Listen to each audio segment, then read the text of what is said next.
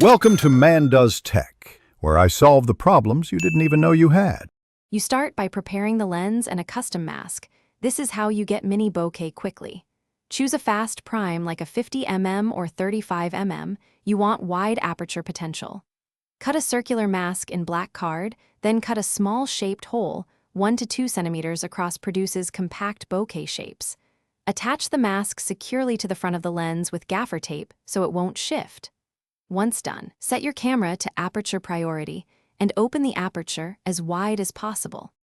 Now you set focus and composition to shape those mini bokeh highlights. Put your subject relatively close to the camera and separate them from a background of small point lights or reflective spots. You want the lights 3-10 meters behind the subject when possible.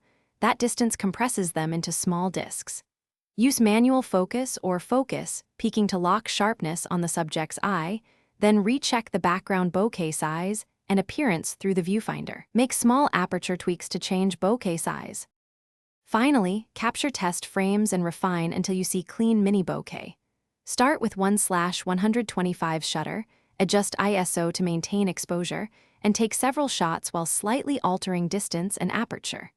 If the bokeh shapes look washed out or too large, make the mask holes smaller or move the background lights further away.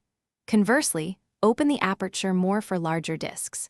If things go wrong, check mask alignment first. Shifted or wrinkled card is the most common culprit, and reshoot. Thanks for watching. If you found this helpful, don't forget to like and subscribe.